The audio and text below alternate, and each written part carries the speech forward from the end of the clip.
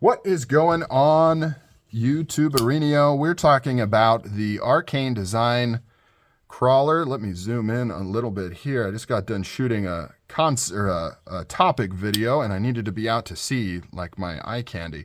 But we're going to be taking a look at this Arcane design crawler here. Pick this up for a song and a dance. I don't recall what the dance or song was. Great deal. Snagged it. I think I got it for like $2.15 or something on the secondary market, of course. Popped up, jumped on it. Super glad I did. I have, however, big disclaimer, I have customized this thing finish wise. This is not a finish that you can actually get on this knife, or really necessarily in general from Arcane Design.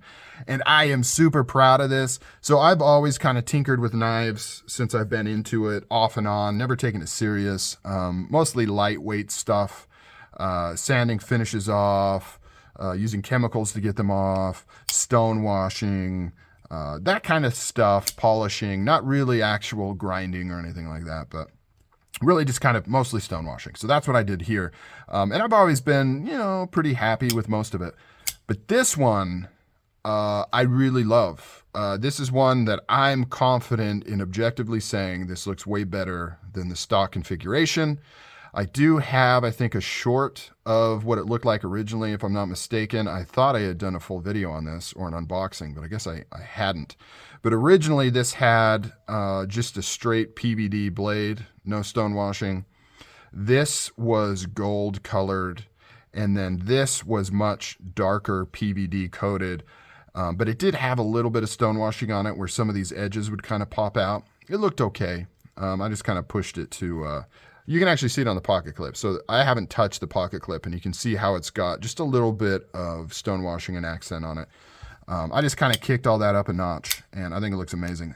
So anyways, let's do some specs on here, get an idea for what we're looking at. So this has, beautiful wharncliff blade. It's about 3.5 inches. Total length is about 8 inches. So it really has that good general kind of carry size where it's substantial enough that it doesn't feel like a mini, but it's not cumbersome or too overly bulky. Let's get a weight on it. It does have some heft to it. It's got some pretty thick titanium. So 5 ounces, not bad actually. I thought it was going to be a little bit more than that, but 5 ounces for a 3.5 inch blade is a little on the heavier side, just in the handle here. It's not too bad. You can see how thick, and that's one of the things I like about Arcane Design, is they do thick slabs of titanium, but then they're fairly narrow this way. And so the ergonomics are just really good on this. And that is one thing I will say. Actually, I'm saying a lot of things. I don't know why I use that expression. It's the point of this video for me to say a lot of things. One of the things with these is, despite how angular and aggressive the design looks, and this is my second Arcane design, by the way. I've got an Abyss that I like as well. I haven't customized that one. That one looks really good.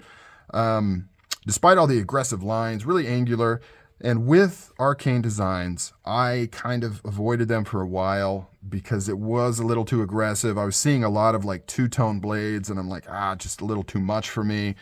I need a little softer type stuff, but I still appreciated kind of how strong the design was. I'm a sucker for that. Bright colors, contrast, strong designs. I don't like milquetoast things.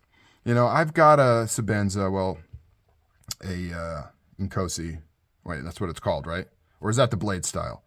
I can't even remember. But I've got a Chris Reeve, and that's good for me, right? I can only have, most of my collection is pretty strong in terms of colors, designs, contrast. I'm not really into the whole, plain titanium, just blobby colors, kind of like the Arius, well-made knife, but just a little too for me. So I do appreciate that, but despite all of these angles, my main point was the ergonomics are surprising. Super, super good. It just fits in your hand.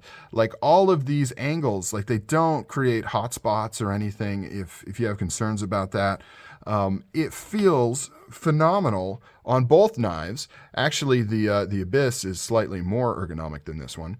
If you squeeze really hard, you can maybe feel some edges. I don't know. It's hard to say. But it feels really, really good. And all the parts that would give you hot spots, like this pocket clip, are the ones that are actually, try not to cut myself, slightly contoured. You know, it's deceptively soft, I guess is what I would say as far as the design goes. Deceptively soft. I like, I'm just going to run through things I like. Wharncliff blades, they look so cool, so usable, so easy to sharpen, so good.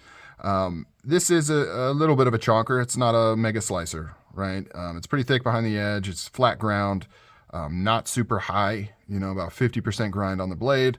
The tip is nice and pointy, not quite as delicate as a Yojimbo, mainly because it doesn't have the hollow grind, but it's going to be very similar. So if you like the Yojimbo, this is going to fill a similar type thing.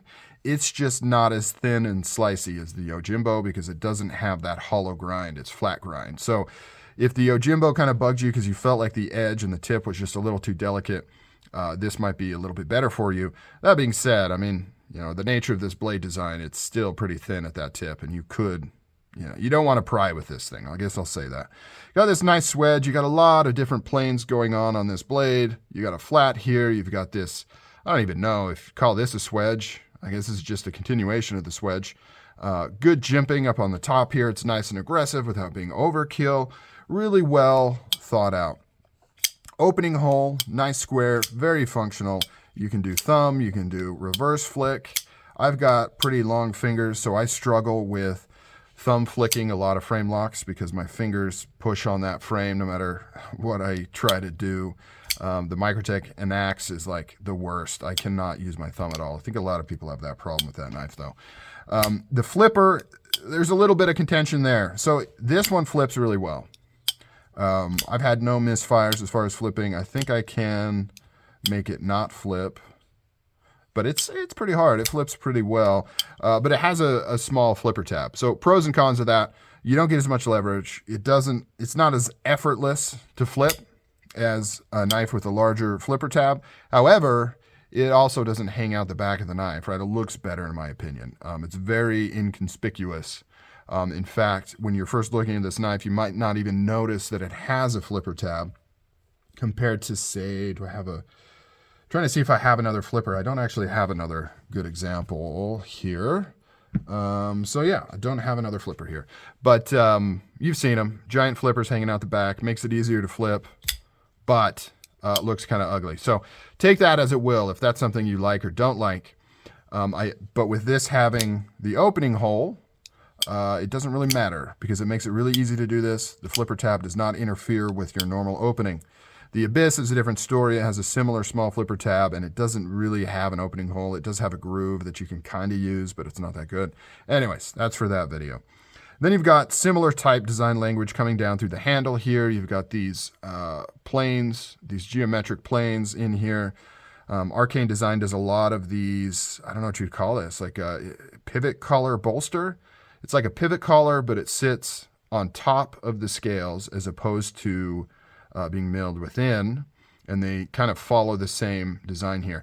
Now this particular knife actually uses this as the over travel stop. So if you take it apart, which I have done, the over travel is not a separate piece. The lock bar insert, which this does have, does not act as the over travel. It's this piece right here.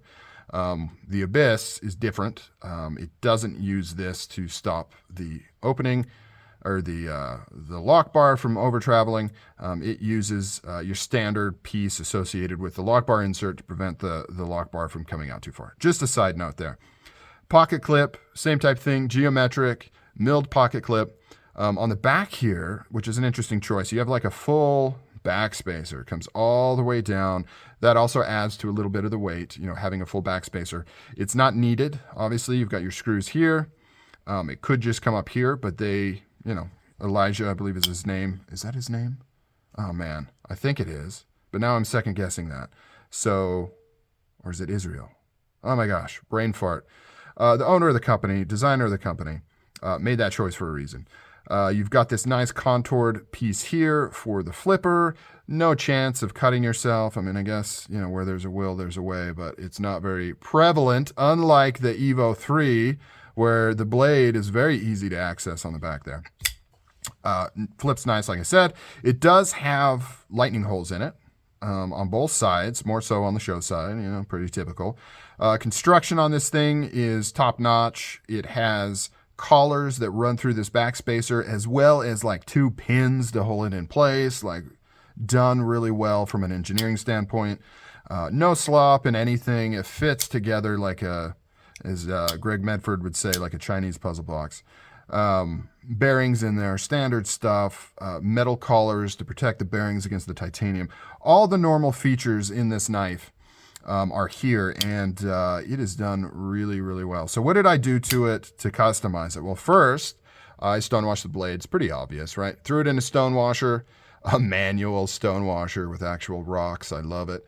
And it gave me, I used lava rocks, so it gave me kind of a scratchier type stone wash, which I really like. In my opinion, not too much, not too little. Like I could have done more, but I specifically was like, nope, I'm going to call it perfect. And then on the handles, I did sanding to remove some of the PVD and kind of give it a kind of a washed appearance. And then I threw that in stone washing as well. You can see some of the scratchies on there kind of going in different directions. I left the backspacer as is. I didn't do anything with that. And I left the pocket clip as is, didn't do anything with that. And then I put it back together and I was pretty happy with it.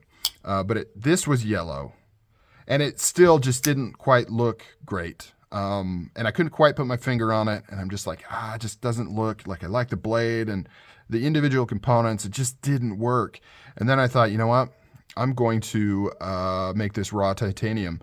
So I hand sanded, took it apart again, hand sanded these bolster pivot collar things. Didn't stonewash those, just hand sanded those and put it back together. And having that be gray on the black, the monotone, no color, boom. I don't know. I love it. Your opinion may vary, but I think it looks amazing. I think it looks way better than stock. Way better than any of the finishes that were offered on this knife, which actually makes sense because it was all extra work, right? I'm sure this all could have been done. I didn't crack some amazing visual code. It's all just more work, right? And so, when you're looking at cost and producing these units, you've got to be careful of how much things are costing. So doing hand stuff on these will always kind of, well, not always, but generally make them look better. So, Arcane design, Abyss, solid knife. I mean, if you've been eyeballing these, if you've had in your head that maybe you want to get one, there is absolutely nothing with this knife that I can say, oh, they did this wrong or watch out for this. It's solid. What you see is, what you get is probably more than what you see. It's very well done. Very nice. I can't disparage anything on this knife. Now we can talk about, buying overseas knives. That's a different topic, whether that's a no for you or whether it brings down the price or whatever. We can talk about that. We can talk about the aesthetics, kind of like I said, as much as I appreciate this knife and I like it, it's not 100% visually, stylistically what I would like to go with.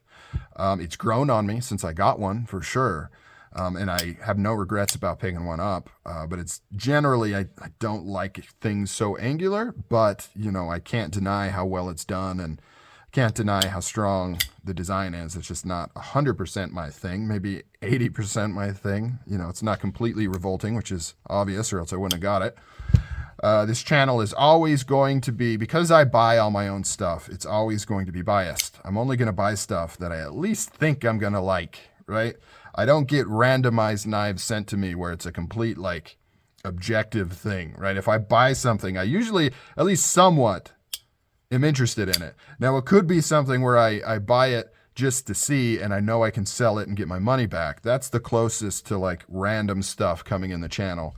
But for the most part, if I at least somewhat want something at one point in time for it to appear here. So keep that in mind when you're talking about unbiased reviews. We're all biased. All right, guys. I'm out. Leave comments, like, subscribe, all that stuff.